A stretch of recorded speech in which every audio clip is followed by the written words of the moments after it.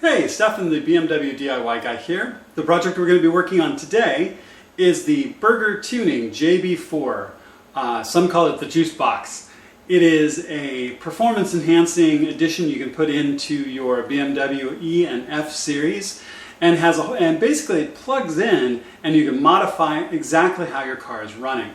One of the simplistic ways of describing it is it can increase the boost coming off your turbo. It has a number of different settings based on the additional hardware you have in your car. As I go through the install, I'll talk about it a little bit, but we're going to be actually running in mode number 1 once it's up and running. Mode number 1 is stock plus a little bit. Their estimates are that it'll add roughly about 60 horsepower at the rear wheels, but 80 horsepower at the motor. I have to say I'm really excited about this. Coming out of different platforms of BMWs, to add that kind of horsepower was a whole lot of hardware. In this case, it's a small little box you can hold in your hand and plug in about 4 different places in your car and you're good to go. It also is a great platform to start from. As I build over time and modify this F32 and add additional things, I'll be able to speak to additional changes that I can do with the JB4. I can change off that default map number 1 to map number 2, which increases the performance a little bit more, map 4, map 5, and so on, depending on what changes and what you have in your car. Now, for you, I definitely recommend reading through all the material from Burger Tuning to make sure this is what you're looking for. In addition, I gotta say, don't run maps that don't fit your car. We all want to make these changes to our cars to make improvements. What we don't want to do is break them. So in my case, I'm almost stock in this F32, so I'm going to be running map number 1, which is a little bit of additional boost. Should be a really fun project, should be a really fun outcome as well, I have to tell you, and more than worth the dollar figure involved to do the project. So overall, we're going to work in the engine bay a little bit, we're going to work in the cabin a little bit, and it really isn't that hard. Let's go out to the garage and get started. Okay, so one of the first things we're going to do is install the Bluetooth connector kit into the JB4 itself. So to do that, you're going to have to open the case. Now, I strongly recommend that you use something similar to a plastic pry tool or a trim tool to get this case open. It's very tight down the sides with little notches where you can get a tool in to pry up. If you use a metal tool like a screwdriver, you're very likely to chew up the plastic. And that may not be a big deal to you. It really bothers me. And if you really dig at it, you could potentially ding up the case enough that it loses some of the tightness of its seal. This lid is on very, very firmly. So pry very gently at one of the openings, and you will eventually get the top off. Be very careful when you do it. So now you can see the circuit board. So what we're going to need to do is attach the port off of the Bluetooth connection, the Bluetooth connector into the port for the JB4, and that's very simple. It only goes in one direction, and simply just walk it gently onto the port here. Now this line we're going to have to wire over in for power. We'll just walk it around, walk it in through the rubber grommet, and we're going to tap this red line here for power in a second. But the other thing is that in the kit, supplied in the kit, is two little screws. I definitely recommend installing those. They're very, very small, so you're going to want to have a small Phillips screwdriver. So just put those in. Now, the other thing to always keep in mind when you're working with electronics, be careful of static electricity.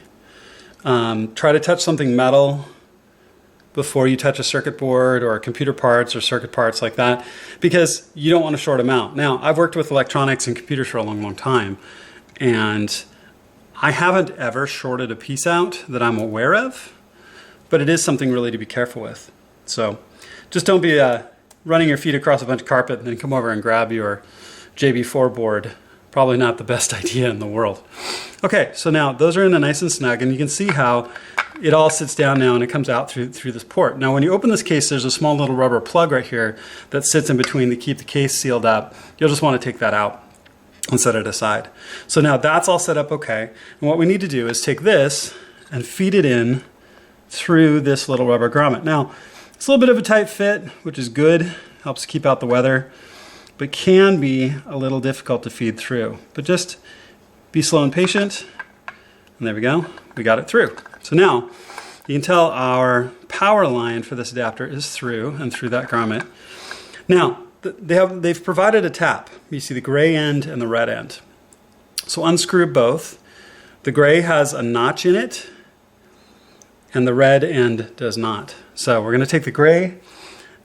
First of all, we're going to take one of these two red power lines. It doesn't matter which one. And put that line, as you can see as my fingers are in the way, sorry about that. I want to put that through the little split right here in the tap. So now I am having a hard time reaching that, so I'm just going to try to give myself a little more room to get to that line.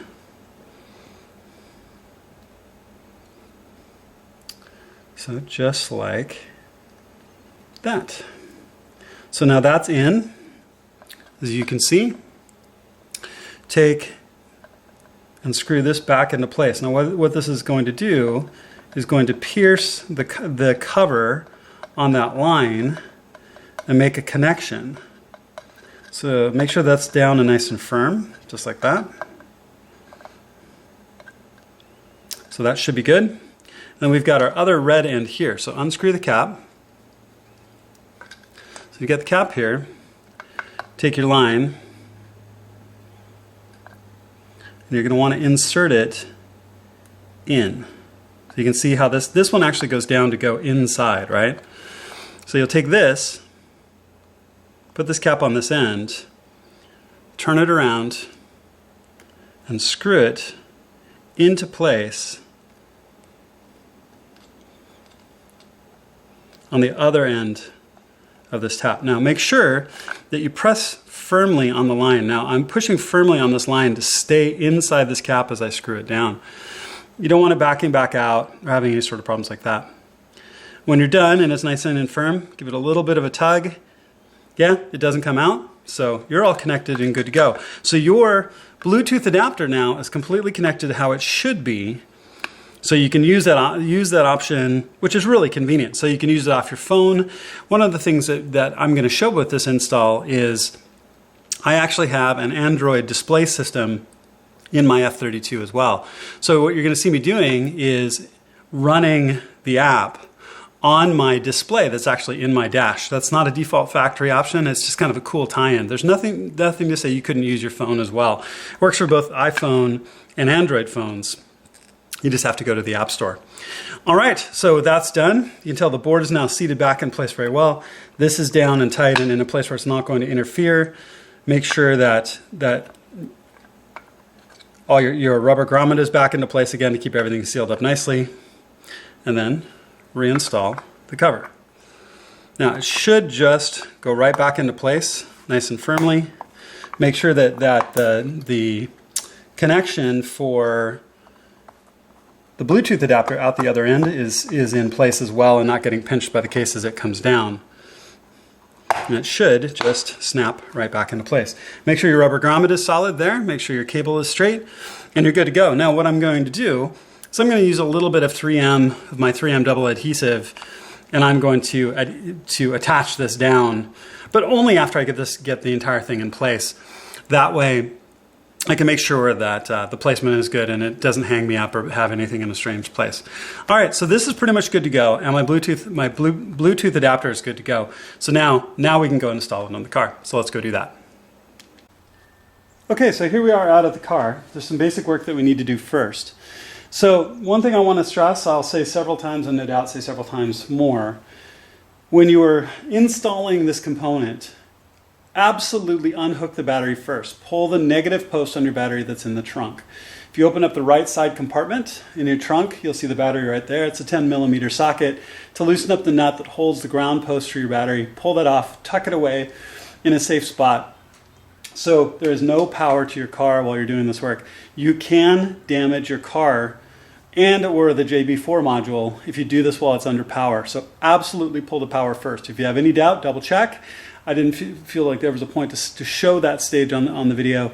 It is absolutely pulled in the trunk right now. I think I mentioned that earlier, and I have no doubt I'll mention it again.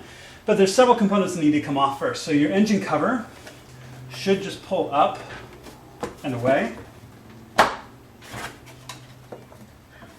It just pulls up and off. like that. Set it aside in a safe spot.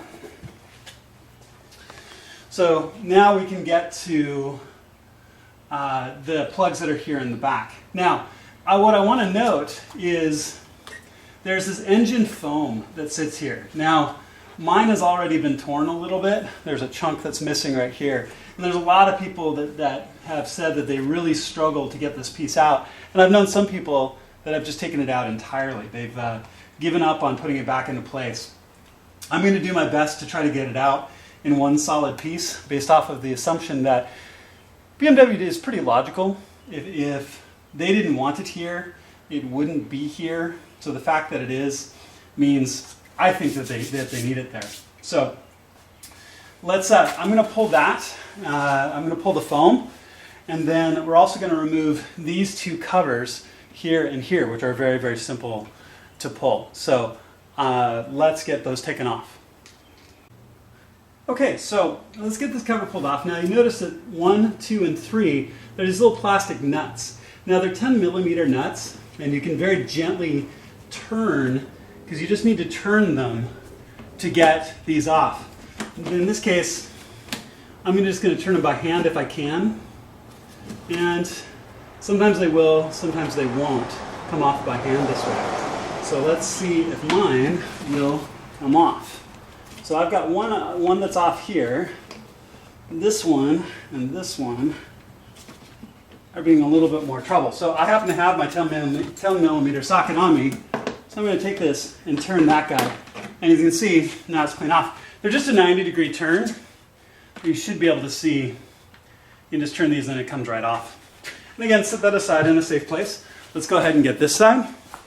So again, 1, 2, 3 right across the top. So just turn them 90 degrees to the left, and they should come right off.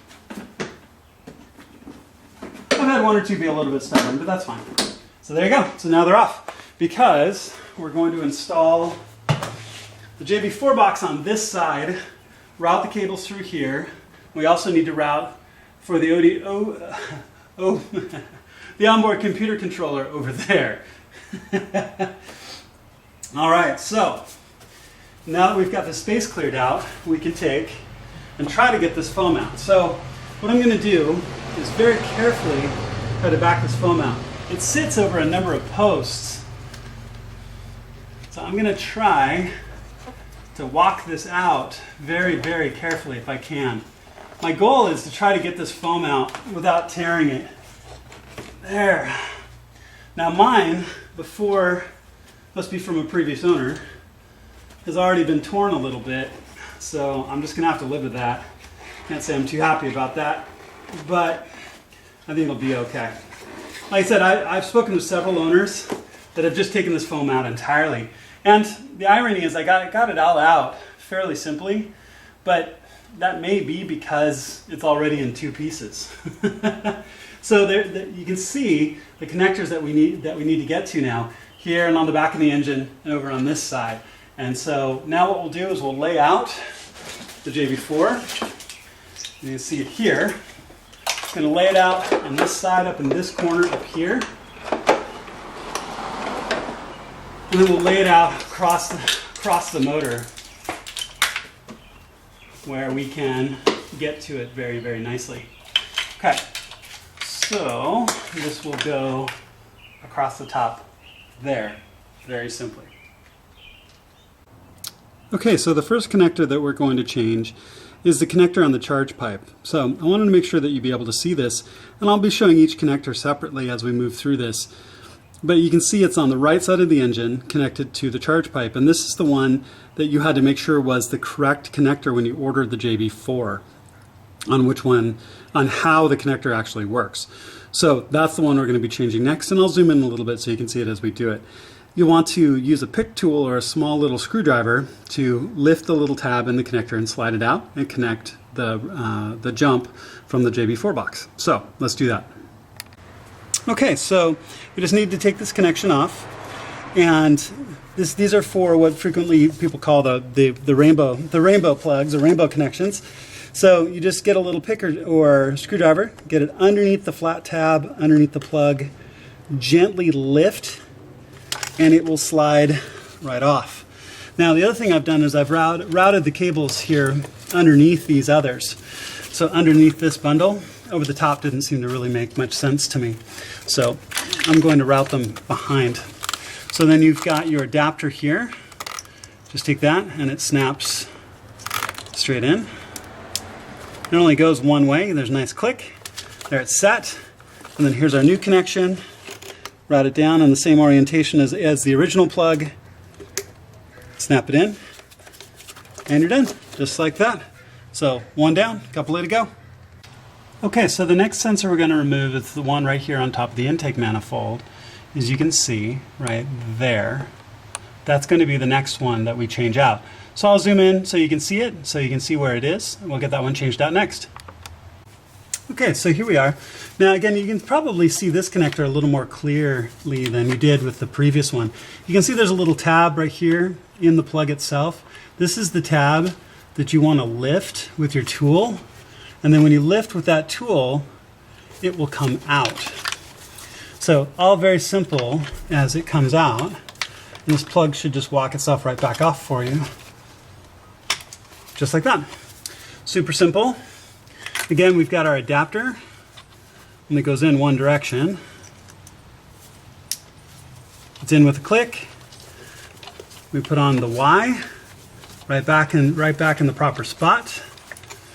And in this case, it runs under these hoses that run over the top. So I'm going to make sure to put it back in the same orientation. But again, it goes in. Got a nice click.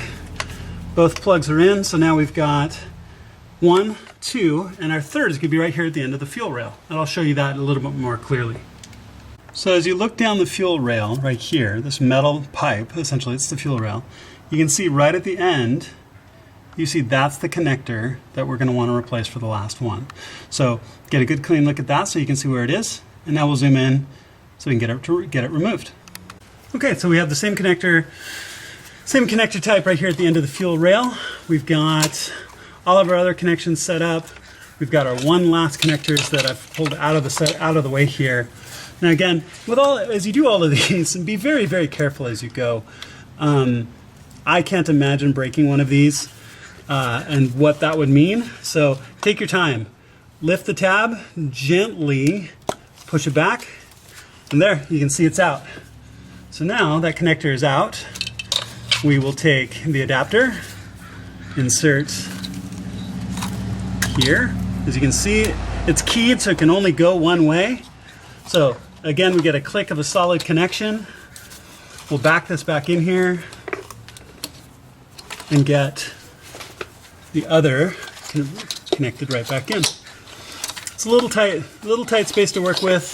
Forgive me if my hands are in the way a little bit. They're going to be as I go through this. There you go. So as we get that, it's on, and I got a solid click. All right, so all of those connectors are set. I'll back up and I'll point them all out as we go through. We've got the fuel rail, we've got the intake manifold, and we've got the charge pipe. So I'll show all three before we move on to the next section. Okay, forgive if you're laughing at all the crows in the background. Apparently a flock has moved into my neighborhood. Okay, so just a review here in the engine compartment. You can see the JB4 box is in place, though I haven't secured it yet because I want to make sure everything's in place before I do so. You can see I've routed it through the wiring gap here. I've lifted this piece up, routed the wire through, and make sure that it's back down into place very, very well. The cabling is routed across the top of the motor for the time being. Now, I do plan on routing it across the top of the foam once it gets the foam back in. You can see dimly in the background, you can see that the fuel rail connector is set. You can see that here the secondary sensor is set. And down here at the bottom, you can see that the rainbow connector is set as well. So all those pieces are good to go. Now, the next thing I've also done is you need the connector for the ODBC, which is right here. And we're going to route up through the same gap and route into the cabin to connect to the ODBC connector. So we'll do that next. I'm going to break this next section into a couple of different pieces. So first of all, we've got the ODBC cable that's coming up, and I've run out here, that's coming from the JB4 box.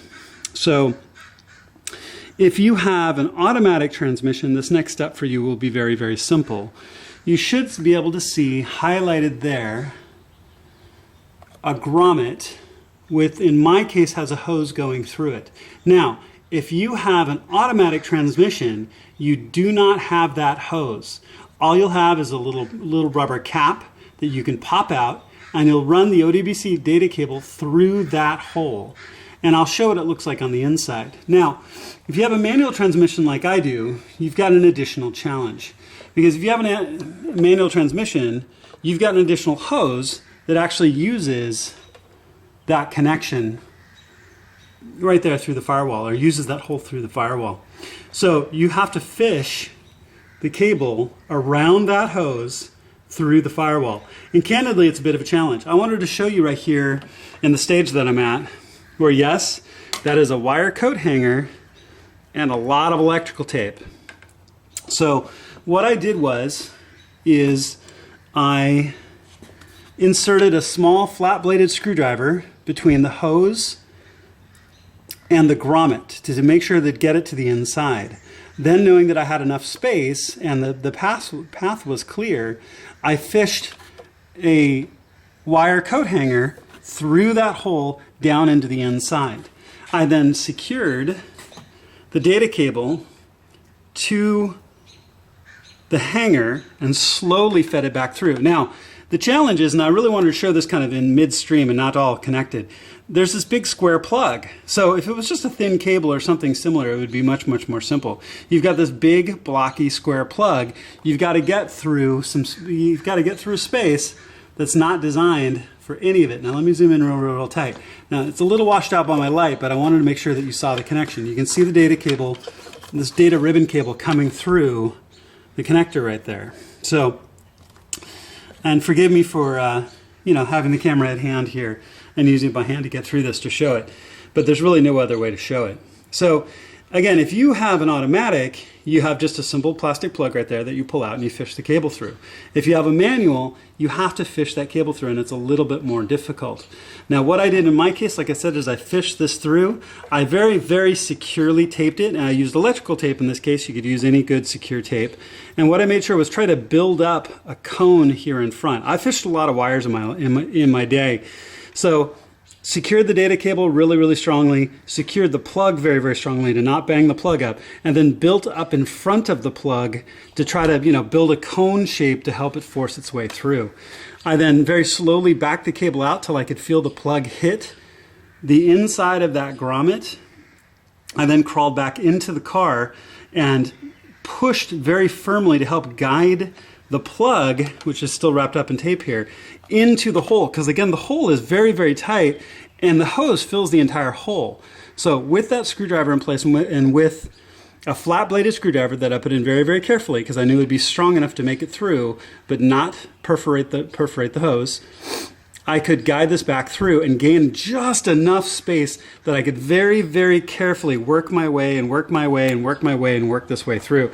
This stage has taken me longer than all of the other connectors combined at this point. So I didn't want to record it, as I went through and tried, because I really doubt you'd want to see, 15 minutes of me just slowly pulling on this fish to get it through. I might also recommend that you have two people, one on the outside slowly applying the pressure, someone on the inside with their head up underneath the console to make sure that the plug is the plug is guided into and in through the hole.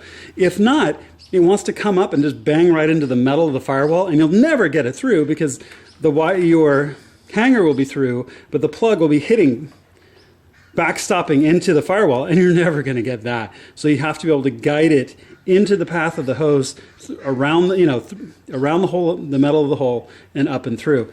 It definitely took a while. It really wasn't that hard if you're patient and you're careful. So hey, for you with the automatics, be grateful of the advantage you have in this case, and those of us with the manual have a little bit greater challenge. Now let me switch to the inside to show you what it looks like. Okay, so kind of taking this a piece at a time. Here's I'm holding the kick plate up in place right at the moment. There are two 10mm nuts that you take off on either side that I'll show here in a moment. And then this plate just simply drops down. Now, you'll have the courtesy light connector here and your speaker connector here. I pulled the courtesy light connector, which is here, to give myself a little more room to work. Now you can see there's the hole here for the 10 millimeter post, and here for the 10 millimeter post as well. I just back those nuts off and this plate comes down. When you put it back up, just make sure that you hinge it back up into place. There's a couple of hooks in the back and a couple of hooks on the side. There's little pressure clips on the front, and then the nuts go back into place. Okay, so with that out, I'm going to have a little bit of difficulty showing this to you, I'm afraid. But you'll see that you have to reach all the way up, back, and then inside. Some of this you have to do almost by hand to feel it, especially if you have the manual transmission. I've seen examples where if you have the automatic and you pull that plug, you can actually see daylight through the hole and you just feed the cable straight through. It's much, much more simple. But for those of us with the manual, you're going to have to reach up there, fish your wire through. So I had the end of the hanger hanging here where it came through the hole. I taped it up just like I indicated before, connected it and very carefully fed it back through until the plug met the firewall, and then guided the plug between the metal of the firewall and the rubber of the hose so it could get through. I know that's not easy to see. I really don't feel like there's any value in jamming the camera up in there because all you're going to see is the pedals and some of the hoses and the other wiring, and you're not going to have a good angle on what you're going to see. When you stick your head under there, you should be able to see it relatively simply. Good lights help, but that's how I got that wire through. So now that the ODBC cable is fished through, which is here, I can put this back up in place, and now we can put the car back together. Once I get this back in place, I can plug it into the ODBC connector here. That'll be here, and I'll show you that in just a moment. So let's start by putting this back up into place. Okay, so here we are with the kick plate back in place. Ignore this dial here. This is actually an aftermarket addition for a really significant subwoofer and amp upgrade. So this is not stock, so ignore the dial here. But you can see that the kick plate is back in place. There are these front pressure pins that I'll just go in, and it just hinges right back up into place with these two 10 millimeter nuts back in place here and here. So really, really simple to put back in place and really easy to go.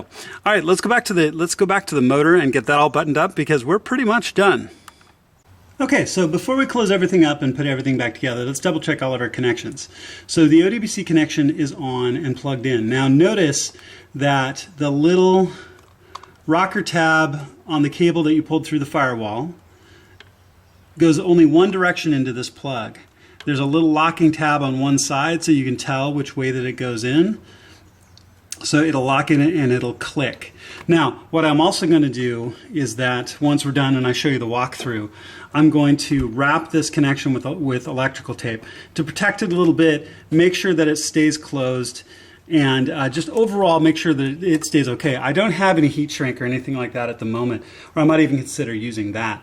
But in this case, I don't, so I'm just going to use some electrical tape and wrap this up and tuck it down neatly down in here when I'm done.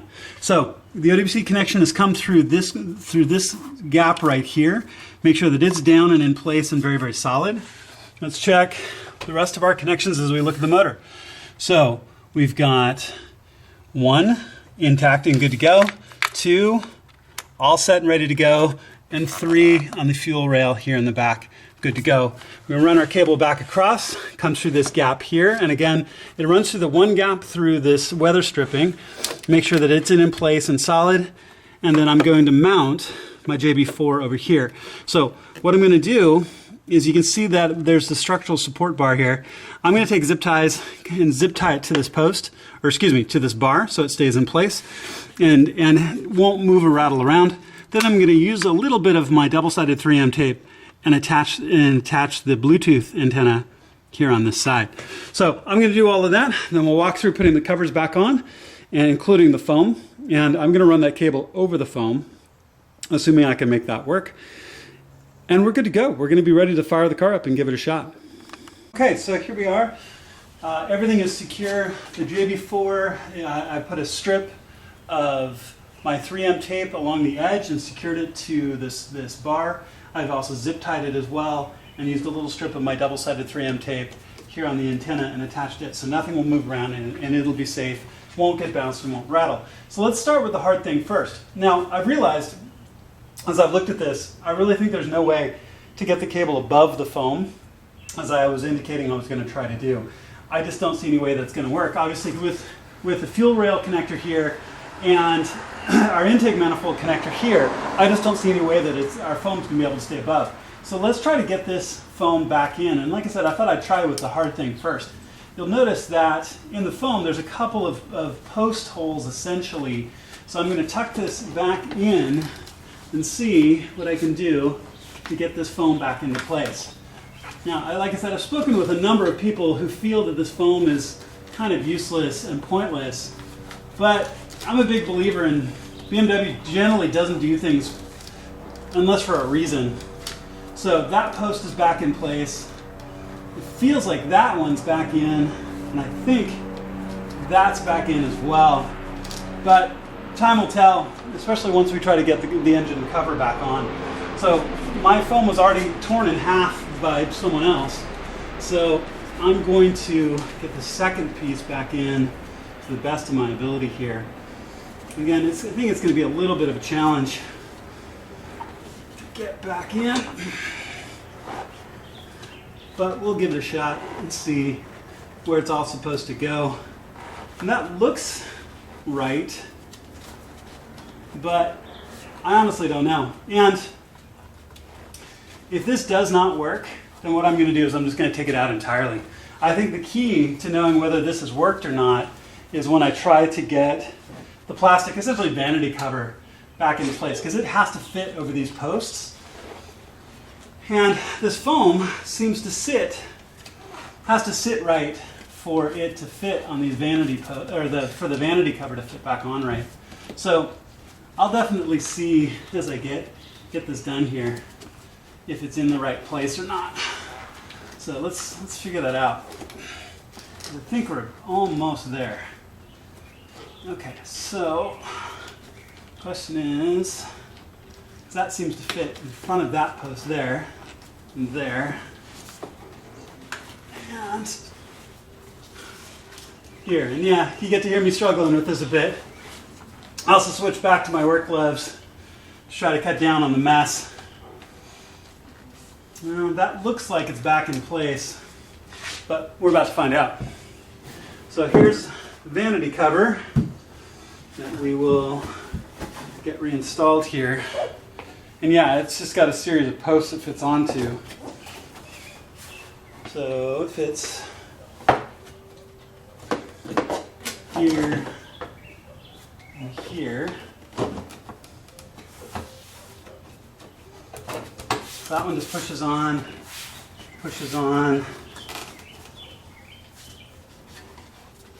Where does this front one fits a little tightly. This back one seems to fit over this last post back here. Okay, so the vanity cover's back on. It seems to be solid, so I think we're okay there. You guys see me with my headlamp on, right? Headlamps are fantastic. Now you don't have to try to hold a light. You can see where you're looking. So if you think I'm a big geek for wearing a headlamp, well, it works. Okay, so the vanity cover's back on. So what we need to do at that point is just our two remaining covers, which again are those 10 millimeter right angle turn locks. So we just fit this back into place. Now make sure there's a little tongue and groove here at the end, so make sure to fit it into that tongue and groove. And then this rubber rain guard or trim, make sure that it pull it up and over the edge. And this should just fit back into place very, very simply. And then turn these locks to get it to stay. And they should turn about 90 degrees. So I'm going to grab my wrench because I don't have a good grip right at the moment. Again, I'm not turning these more than about 90 degrees. Yep, and yep, okay, and you can just feel it just lock right into place. There's a little post on this side as well, hopefully you can see right here. So with that post in place, this is all in place. The rubber gasketing is up, so it won't run badly in any strange places. That's all good to go. That's set. Let's get the other side. We are almost done.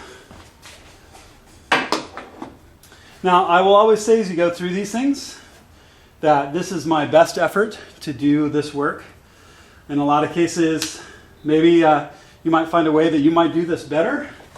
I always welcome that feedback. I always welcome a better way, because as I'm trying to help and share what I've learned, I'm always welcome and open to learn as well. So fit this just right back in the place where it should be. Again, it's got that little interlock tab right up here in the front. Just tip it into place there. Move it down and into place. Get the plug in on this side. And then I'm going to take my ratcheting socket just to make sure that I get a little bit of a better grip on it.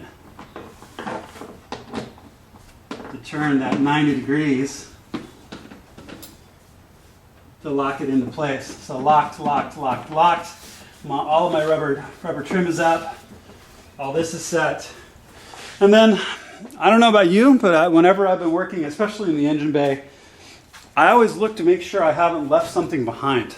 So kind of like doing surgery, where in medicine, where they should count how many tools they've used, I always look to make sure I haven't left something, because I'll freely admit there's times where later I was like, hey, where'd that screwdriver go? And I still have it sitting, maybe someplace where I had it sitting while I was working in the engine bay.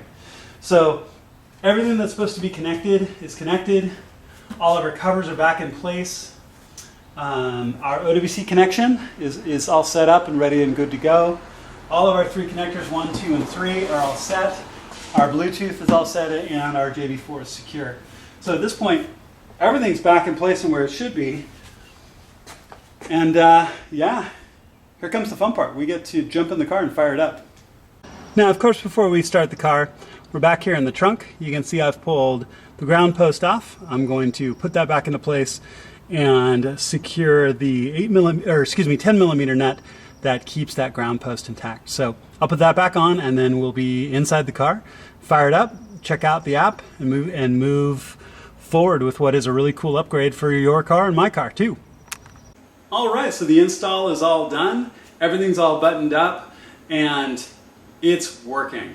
Everything's working great. The JB4 is working fantastic. The Bluetooth connectivity to my phone when I run an Android phone works perfectly. Took it out for a test drive. I'm planning on posting a full review after a little bit of time of working with it in the car and also getting more familiar with their app as well. I want to make sure I understand exactly what I'm looking at and all the bits and pieces so I can speak to them well when I give you a review. Now, I got to tell you right now, the seat of the pants review is, yeah, I am thoroughly impressed. The difference is very, very noticeable. Again, they talk about roughly on map 1, which is what I'm running, roughly 60 horsepower at the rear wheels, about 80 horsepower at the motor. You can feel it. There's no doubt about it whatsoever that you can absolutely feel the difference. I will say it even sounds a little different too. Sitting in my garage before I pulled out, there's a little extra burble, there's a little bit of pop to the exhaust, and I do not have the M Performance exhaust on my F32, and I've got a little bit of pop to my exhaust now if I rev it up a little bit and take my foot off the pedal. Didn't have that before. So it's an interesting new addition. For me, this value is absolutely there for this project. It really wasn't that hard. Obviously there was the challenge in my case of dealing with a manual transmission, so that access port through the firewall was a little bit harder to get to than if you have an automatic transmission and you simply just pull a plug.